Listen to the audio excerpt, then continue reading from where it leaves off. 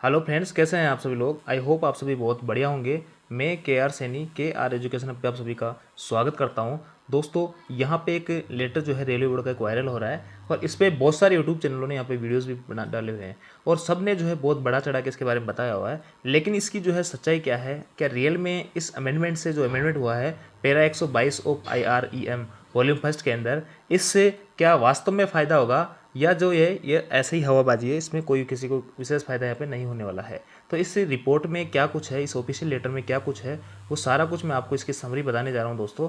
तो देखिए, सबसे पहले तो ये जो है आपके मिनिस्ट्री ऑफ रेलवे का लेटर है और 13/6/2023 का ये लेटर है, बहुत ज़्यादा पुराना लेटर नहीं है।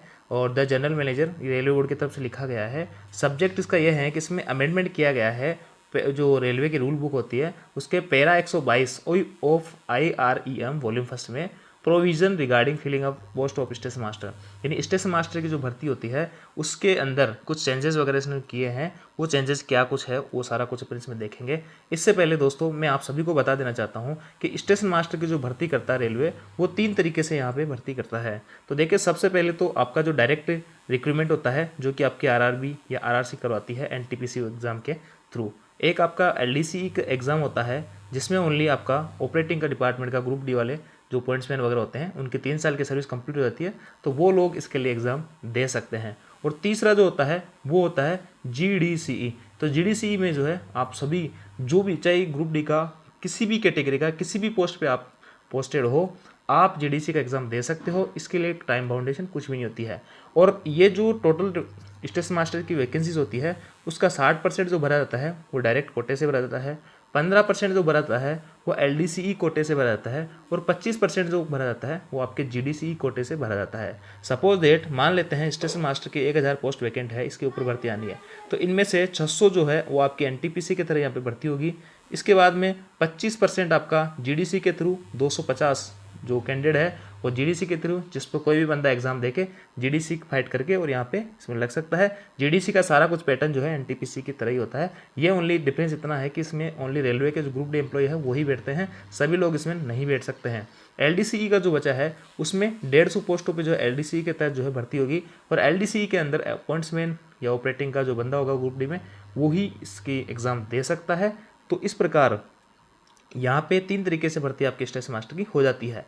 अब इनमें जो है कुछ चेंजेस वगैरह किए गए हैं। आप सभी को पता है स्टेशन मास्टर के लिए, स्टेशन मास्टर बनने के लिए आपको किसी भी स्ट्रीम से जो है ग्रेजुएशन होना चाहिए, चाहे आपने BSc कर रखा हो, BA कर रखा हो या BTech कर रखा हो। कहने का मतलब आपके पास में बैचलर डिग्री होनी चाहिए। अब इसमें जो है कुछ छूट दे दी गई है। रेलवे ने कहा है कि जो GDC का जो एग्ज़ाम है उसमें हम 10th पास को भी एलिजिबल करेंगे, 10th पास वाले भी एलिजिबल होंगे। लेकिन दोस्तों, इसमें सभी बंदे जो ग्रुप डी के हैं वो एलिजिबल नहीं होंगे। कुछ बंदे ही यहाँ पे एक आध पोस्ट जो है पॉइंट्समैन की, उन्हीं को यहाँ पे फायदा होगा। वही अमेंडमेंट सारा कुछ इसमें है, वो अपन इसमें आपको डिटेल से बता देता हूँ। तो देखिए, सबसे पहले जो आपका ये फर्स्ट जो पैरा है, ये फर्स्ट पैरा है, इसमें साफ लिखा हुआ है कि detailing the categories eligible for filling up the post of station master in 11/6 against 25% general selection quota. ये GDC के तहत मैंने भी आपको बताया 25% का यहाँ पे भर्ती होती है GDC।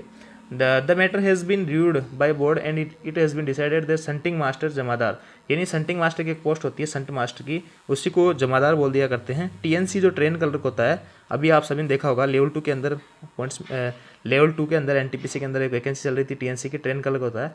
इन लेवल 6 में also be made eligible for promotion to the post of station master.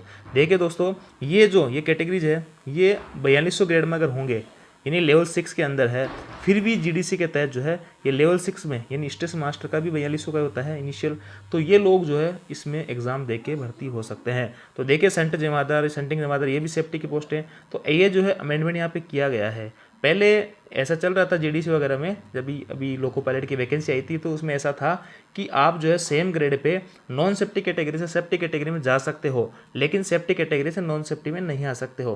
तो यहाँ पे देखिए, ये लोग जो है आपके संटिंग जमादार हो गए, TNC हो गए, ये 4200 ग्रेड में अगर काम कर रहे होंगे तो इनको यहाँ पे एलिजिबल किया गया है स्टेशन मास्टर बनने के लिए, जो कि 4200 की ग्रेड की जॉब है। तो इसके पीछे रेलवे बोर्ड का एक मकसद रहा होगा, क्योंकि अगर ये संटिंग जमादार होता है या TNC रहते हैं तो ये लोग जो है लास्ट इनका जो प्रमोशन होगा वो 4600 तक इनको MSCP में मिलेगा, उसके आगे इनका जो है यहाँ पे प्रमोशन नहीं होता है। लेकिन यही लोग अगर एग्जाम देके स्टेशन मास्टर में आ जाएंगे तो MSCP के तहत जो है ये लोग जो है 5400 ग्रेड पर तक जा सकते हैं। तो इसके पीछे ये राय रही होगी। लेकिन दोस्तों जो टीएनसी में काम कर रहा होता है बंदा, वो स्टेशन मास्टर वगैरह में नहीं होता है, क्योंकि टीएनसी की जो जॉब होती है वो क्लरिकल जॉब होती है एक तरह से, और वो ऑपरेटिंग में नहीं आना चाहेगा। तो ये जो है इनके लिए भी एकदम ऐसा कोई खास जो है बहुत प्रॉफिटेबल वाली बात नहीं है, क्योंकि टीएनसी जो लेवल 6 में रहा होगा वो स्टेशन मास्टर के लेवल 6 में यहाँ पे आने के लिए इच्छुक मेरे हिसाब से नहीं होगा।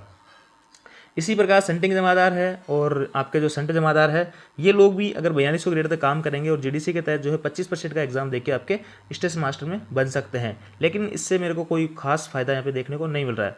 This will be treated as lateral transfer and not entitled for fixation of pay in same level of station master.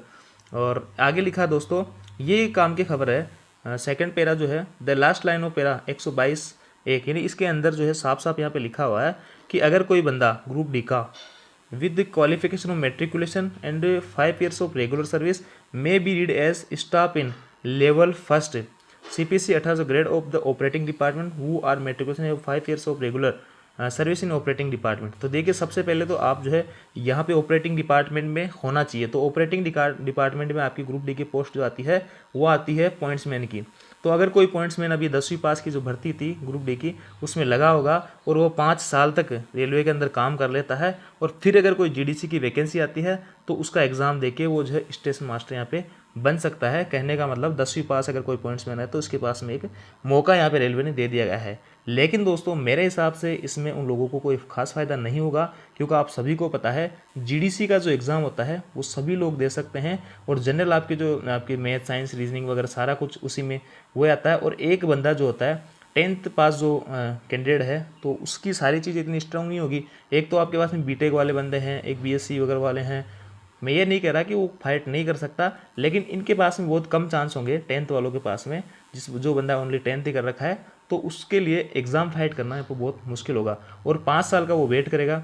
अब दोस्तों इसका मतलब ये भी नहीं है कि जो पॉइंट्समैन नहीं होंगे वो बंदे यहाँ पे जैसे एसएनटी में, सीएनडब्ल्यू में, स्टोर में, हॉस्पिटल असिस्टेंट है तो वो स्टेशन मास्टर नहीं बन सकते दोस्तों। वो भी स्टेशन मास्टर बन सकते हैं, लेकिन उनमें अगर कोई बंदा 10th पास होगा तो वो स्टेशन मास्टर कभी नहीं बन सकता है। अगर आपके पास में ग्रेजुएशन है तो आपकी पोस्टिंग के तुरंत बाद जब भी जीडीसी का एग्ज़ाम आए आप तुरंत भर के एग्ज़ाम दे के और यहाँ पे स्टेशन मास्टर बन सकते हो। और अगर आप 10th ही पास हो और पॉइंट्समैन हो तो आपको यहाँ पे 5 साल का वेट करना होगा जीडीसीई एग्ज़ाम के लिए। बाकी आप कोई एग्ज़ाम यहाँ पे नहीं दे सकते हो, क्योंकि स्टेशन मास्टर के लिए मिनिमम क्वालिफिकेशन जो है ग्रेजुएशन है। इसके अंदर एक अमेंडमेंट किया है जो ग्रेजुएशन को हटा के पॉइंट्समैन के लिए अगर कोई 10वीं पास है तो उसके 5 साल अगर सर्विस कर लेता है तो जीडीसी के एग्जाम पे दे सकता है। मोटा मोटा अमेंडमेंट यहाँ पे ये हुआ है। और पहले जो पैरा थर्ड है इसमें लिखा हुआ है कि पहले जो 50 साल की उम्र के बाद तक जो है इनका ट्रांसफर किया जाता था, लेकिन अब जो है इसको यहाँ पे डिलीट कर दिया गया है और इनको अभी पहले यहाँ पे 25% जो जीडीसी कोटा है उसके तहत यहाँ पे प्रमोशन वगैरह दे दिया जाता है। तो ये जो कंप्लीट जानकारी दोस्तों मैंने देने की कोशिश की आपको, और इसकी जो PDF है ये मैं आपको टेलीग्राम ग्रुप में भेज दूंगा, आप वहाँ से जाके डिटेल में पढ़ सकते हो। बाकी इसकी समरी इतनी है कि पॉइंट्समैन जो होता है अगर 10वीं पास है और 5 साल की सर्विस करता है तो उसको यहाँ पे मौका दे दिया जाता है जीडीसी में एग्जाम देने के लिए। और बाकी सारा कुछ सेम पैटर्न है, कोई चेंजेज यहाँ पे नहीं किए गए हैं, और टीएनसी वगैरह को इनको सेम लेवल पे एग्जाम देने की छूट दी गई है। ये 2 चीज़ यहाँ पे मोटी मोटी इसमें इस लेटर के अंदर थी जो कि मैंने आपको समझाने की कोशिश की है। आई होप ये जानकारी आपको अच्छी लगी होगी। अगर जानकारी आपको अच्छी लगी तो दोस्तों के साथ शेयर जरूर कीजिए। Thank you.